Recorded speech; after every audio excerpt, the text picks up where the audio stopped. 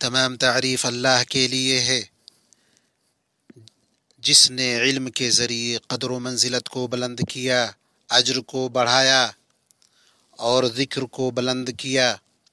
میں اس پاک ذات کی اس کے پے در پہ نعمتوں اور لگاتار نوازشوں پر حمد بیان کرتا ہوں اور اس کا شکر بجا لاتا ہوں، اور میں گواہی دیتا ہوں کہ ایک اللہ کے سوا کوئی معبود برحق نہیں، اس کا کوئی شریک نہیں۔ ایسی حق و یقین والی شہادت جسے قیامت کے دن کے لیے میں ذخیرہ کرتا ہوں، اور میں گواہی دیتا ہوں کہ ہمارے سردار اور نبی محمد اس کے بندے اور رسول ہیں۔ آپ تعلیم دینے والوں میں سب سے معزز، تربیت کرنے والوں اور سمجھانے والوں میں سب سے پاکیزہ ہیں۔ اللہ ان پر، ان کے آل و اصحاب اور اچھے سے ان کی پیروی کرنے والوں پر درود و سلام نازل کرے۔ اما بعد، اے لوگوں، میں آپ کو اور خود کو اللہ کے تقوی کی وصیت کرتا ہوں۔ یہ سب سے بہتر، سب سے نفع بخش، سب سے مناسب، جامع اور اولین و آخرین کے لیے اللہ کی وصیت ہے۔ اور ہم نے تم کو اور تم سے پہلے والے لوگوں کو تقوی کی وصیت کی۔ اللہ آپ پر رحم کرے، اس کا تقوی اختیار کرو اور جان لو کہ اللہ نے تم کو پیدا کیا تاکہ اس کی عبادت کرو، تمہیں عقل دی تاکہ اس کی توحید بجا لاؤ، تمہاری طرف کتاب نازل کی تاکہ اس کا اتباع کرو، اور اپنے رسول صلی اللہ علیہ وسلم کو بھیجا تاکہ ان کی فرما برداری کرو۔ اللہ کے بندو، ہر جوانی کے بعد بڑھاپا ہے، ہر صحت مندی کے ساتھ بیماری ہے، دنیا میں ہر زندگی کے بعد موت ہے۔ تو اپنی جوانی سے اپنے بڑھاپے کے لیے، اپنی تندرستی سے اپنی بیماری کے لیے، اور اپنی زندگی سے اپنے موت کے لیے توشہ لے لو۔ لوگو، اللہ تعالیٰ کا وعدہ سچا ہے، تمہیں زندگیان دنیا دھوکے میں نہ ڈالے، اور نہ دھوکے باز شیطان تمہیں اللہ سے غفلت میں ڈالے۔ یاد رکھو، شیطان تمہارا دشمن ہے اور تم اسے دشمن جانو۔ اے مسلمانوں، تعلیم ترقی کی چابی، عروج کا راستہ، اور یہی مستقبل میں جھانکنے کی راہ ہے۔ تعلیم کے ذریعہ عقلوں کی تعمیر ہوتی ہے اور تخلیقی صلاحیت پیدا ہوتی ہے۔ تعلیم کے ذریعہ صحیح عقیدہ اور شفاف توحید کو راسخ کیا جاتا ہے۔ صحیح تعلیم کے ذریعہ متعلم اسلام کا صحیح، جامع اور متوازن فہم حاصل کرتا ہے۔ تعلیم اقدار اور اصولوں سے لیس کرتی ہے، معلومات اور ہنرمندیوں سے نوازتی ہے، افکار اور تعمیری کردار کو پروان چڑھاتی ہے۔ تعلیم ہی میں معاشرے کا استحکام و ترقی ہے، اسی سے بندہ اپنی قوم کا ایک نفع بخش رکن بنتا ہے۔ تعلیم ہی شخصیت کی شناخت متعین کرتی ہے، اخلاق کو ڈھالتی ہے، ثقافت کو منضبط کرتی ہے، اس سے سماجی وابستگی پیدا ہوتی ہے، اور دینی، سیاسی، اقتصادی، سماجی اور ثقافتی منصوبوں کے اہداف حاصل ہوتے ہیں۔ بھائیو، تعلیم اس وقت کامیاب ہوگی جب وہ معلم اور متعلم کے درمیان تعلق مضبوط کرے۔ تعلیم اس وقت کامیاب ہوگی جب معلم اپنی ذمہ داری بلکہ اپنے پیغام کو پختگی کے ساتھ ادا کرے۔ تعلیم کامیاب ہوگی جب معلم انسان کی تعمیر میں اپنے عظیم فرض اور بڑی ذمہ داری کی ادائیگی سے مطمئن ہو، اور اس بشری ثروت پر اعتماد رکھے جو اس کی تربیت سے نکلی ہو۔ مسلمانوں، معلم تعلیم کی کامیابی کی بنیاد ہے۔ اللہ کے حکم سے معلم وطنوں کا ستون ہے، اور معلم کا مقام جتنا مضبوط ہوگا اتنی ہی تہذیب و ترقی حاصل ہوگی۔ معلم ہی وہ تجربہ کار شخص ہے جس سے علم و تربیت لی جاتی ہے۔ اگر وہ نہیں ہوتا تو پیشوں، ہنرمندیوں اور تخصصات کا وجود ہی نہ ہوتا۔ وہی ہے جو ان چیزوں کو علمی، اخلاقی اور سماجی طور پر لائق افرادی قوت فراہم کرتا ہے۔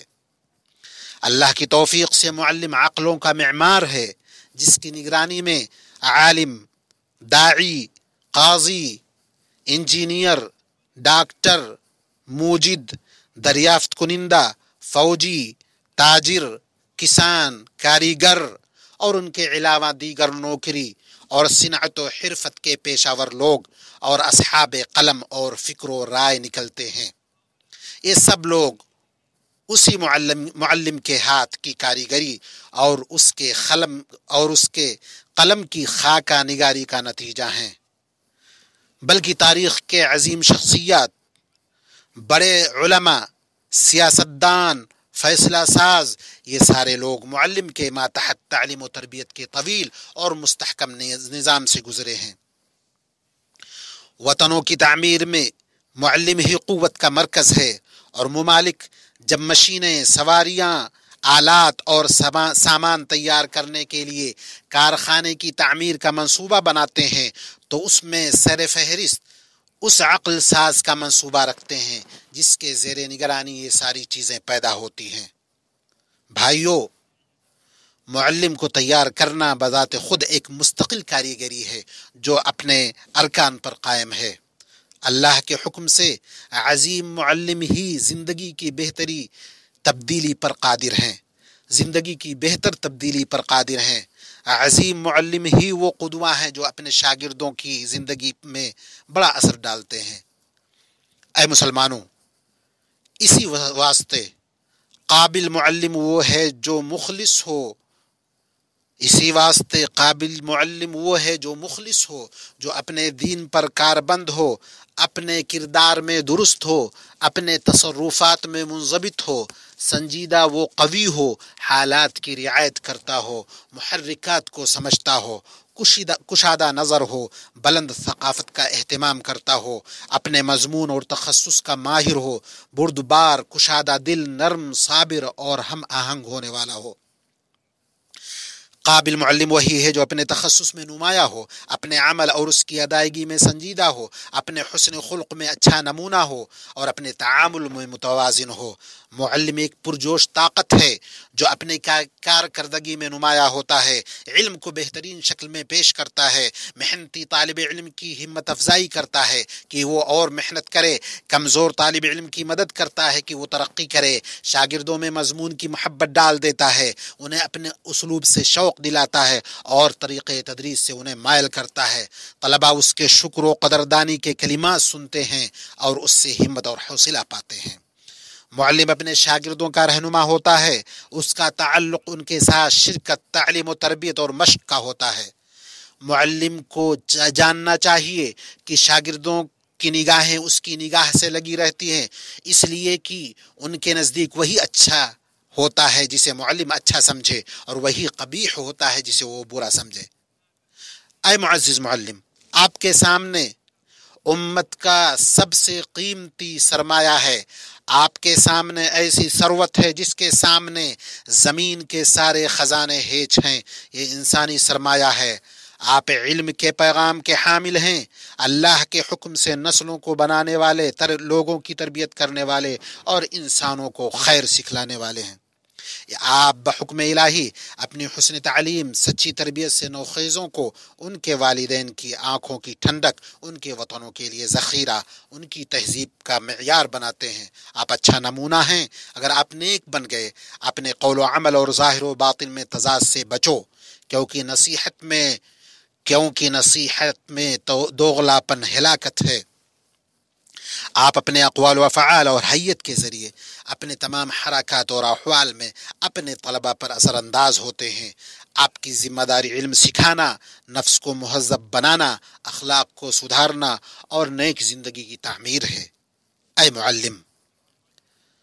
معلم حضرات، آپ وارث اور مورث ہیں، وارث بننے والے اور وارث بنانے والے ہیں۔ آپ میں سے جس نے بھی کچھ علم سکھایا تو اس کے لیے اس پر عمل کرنے والے کا ثواب ہے، اس پر عمل کرنے والے کے ثواب میں کوئی کمی نہیں ہوگی۔ اسی سلسلے میں صادق مصدوق صلی اللہ علیہ وسلم سے حدیث وارد ہے، تم ہی وارث و مورث ہو۔ علماء انبیاء کے وارث ہیں، اور انبیاء نے درہم و دینار وراثت میں نہیں چھوڑا، بلکہ انہوں نے علم وراثت میں چھوڑی ہے، علم وراثت میں چھوڑا جس نے اسے حاصل کیا اس نے بڑا نصیبہ پا لیا۔ تم ہی وارث اور موروث ہو۔ جب انسان مر جاتا ہے تو اس کے عمل کا سلسلہ منقطع ہو جاتا ہے، سوائے 3 چیزوں کے: صدقہ جاریہ، ایسا علم جس سے لوگ فائدہ اٹھائیں، اور نیک اولاد جو اس کے لیے دعا کرے۔ تمہارے لیے اس حدیث میں مذکورہ تینوں اقسام میں بڑا حصہ ہے، کیونکہ اس صدقہ کی طرف رہنمائی کرنے والا معلم ہے، چنانچہ تم اس میں شریک ہو۔ اسی طرح جو بھی صدقہ و خیرات کیے جاتے ہیں، جو بھی وصیتیں نافذ کی جاتی ہیں، جو بھی اوقاف کیے جاتے ہیں، تم ان سب میں شریک ہو، اور تم لوگ ان میں وارث و موروث ہو۔ اور نیک اولاد علم و تربیت، تزکیہ کا ثمرہ ہے۔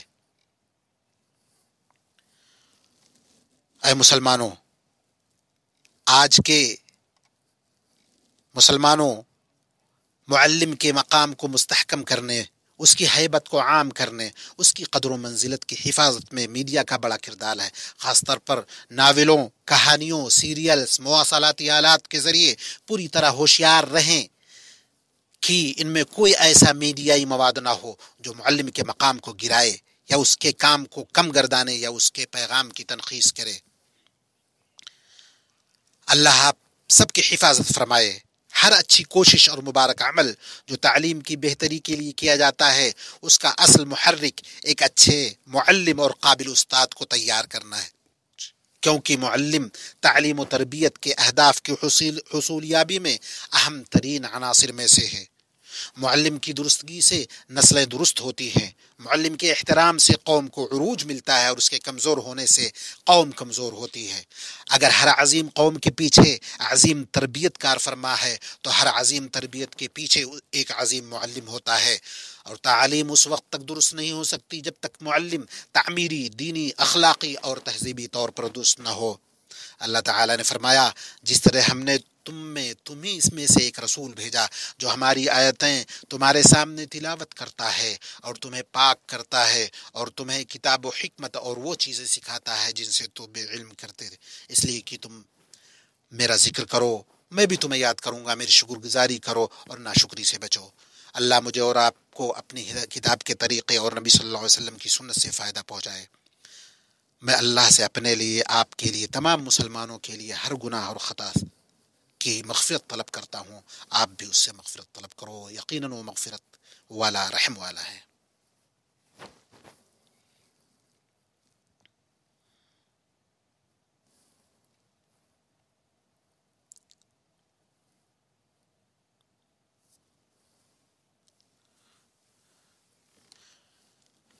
سبھی تعریف اس اللہ کے لیے جو غلبہ اور قدرت والا ہے، جو برتر اور بالادست ہے۔ میں اس پاک ذات کی، اس کی ظاہری اور باطنی نعمتوں پر حمد کرتا ہوں، اس کا شکر ادا کرتا ہوں کہ اس نے شکر کرنے والوں کو اپنی مزید نوازش کی بشارت دی۔ میں گواہی دیتا ہوں کہ اللہ کے سوا کوئی معبود برحق نہیں، وہ تنہا ہے، اس کا کوئی شریک نہیں، اس کی وحدانیت پر فطرت شاہد ہے۔ اور میں گواہی دیتا ہوں کہ ہمارے سردار و نبی محمد اللہ کے بندے اور اس کے رسول ہیں، جو بشریت کے سردار، محشر میں شافع و مشفع ہیں۔ اللہ ان پر، ان کے روشن و برتر آل پر، ان کے معزز و تابناک ساتھیوں پر، اور تابعین اور اچھی طرح سے ان کا اتباع کرنے والوں پر، جب تک کہ آنکھوں میں روشنی رہے اور کانوں میں سماعت۔ اما بعد، اے مسلمانوں، معلم کا احترام، اس کے حق کی معرفت اللہ کی جانب سے توفیق و ہدایت ہے۔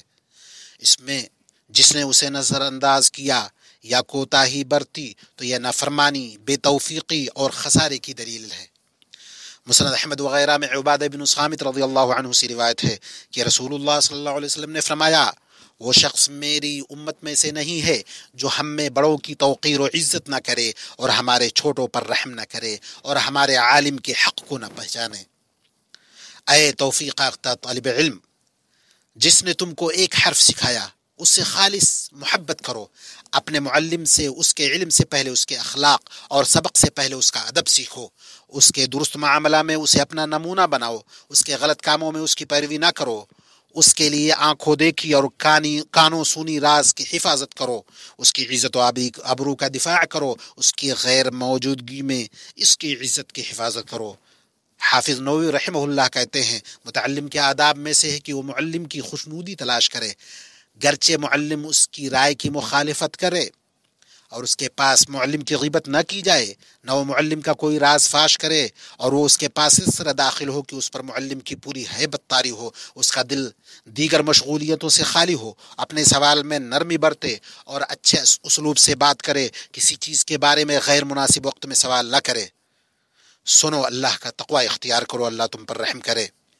اور اے والدین، معلم کے ساتھ کھڑے رہو، اپنے بچوں کو اس کا احترام اور اس کے مقام و مرتبہ کی حفاظت سکھاؤ، انہیں معلم کے سامنے تکبر کرنے یا اس کی توہین کرنے کی اجازت نہ دو، اور انہیں تعلیم، گفتگو اور سوال کرنے کا ادب سکھاؤ تاکہ وہ علم حاصل کریں اور اچھے اخلاق کے حامل بن جائیں۔ معلم کا حق ہے کہ اس کی خوبیاں بیان کی جائیں، اس کے عیبوں کی ستر پوشی کی جائے اور اس کی قدر و منزلت کی تعظیم کی جائے، اور جو اس کی توہین کرے ضروری ہے اسے ایسا سبق سکھایا جائے جو اسے ایسا کرنے سے باز رکھے۔ یہ باتیں رہیں اور درود و سلام بھیجو نبی اکرم صلی اللہ علیہ وسلم پر۔ اللہ نے فرمایا، اللہ تعالیٰ اس کے فرشتے اس نبی پر رحمت بھیجتے ہیں، اے ایمان والو تم بھی ان پر درود بھیجو اور خوب سلام بھی بھیجتے رہا کرو۔ اے اللہ درود و سلام اور برکتیں نازل فرما اپنے بندے اور رسول نبی محمد صلی اللہ علیہ وسلم پر، آپ کی طیب و طاہر آل پر، مومنوں کی مائیں، ان کی بیویوں پر۔ اے اللہ تو راضی ہو جا ان کے چاروں ہدایت یافتہ خلفائے راشدین ابو بکر، عمر، عثمان اور علی سے، اور تمام صحابہ تابعین سے، اور تا قیامت جو درست طریقے سے ان کی پیروی کریں ان سے، اور اپنے عفو و کرم اور احسان و سخا سے ہم سے بھی، اے اکرم الاکرمین۔ اے اللہ اسلام اور مسلمانوں کو غلبہ عطا فرما، شرک اور مشرکین کو رسوا کر دین کے قلعہ کی حفاظت فرما، سرکشوں، ملحدوں اور بقیہ دین و ملت کے تمام دشمنوں کو ناکام و نامراد کر۔ اے اللہ ہمیں اپنے وطنوں میں امن سے نواز، ہمارے سربراہوں اور حکمرانوں کی اصلاح فرما، ہماری سربراہی انہیں بخش جو تجھ سے خوف کھائیں، تیرا تقوی اختیار کریں، تیری خوشنودی کی پیروی کریں۔ اے اللہ ہمارے سربراہ و حکمران کو اپنی توفیق یاب کر، اپنی طاعتوں سے انہیں معزز کر، ان کے ذریعے اپنے کلمہ کو بلند کر، اور اسلام اور مسلمانوں کے لیے باعث نصرت بنا۔ انہیں، ان کے ولی عہد، ان کے اخوان و اعوان کو اس کی توفیق جو تو تیری مرضی اور منشا کے مطابق ہو، اور انہیں بھلائی اور تقوی کی راہ پر چلا۔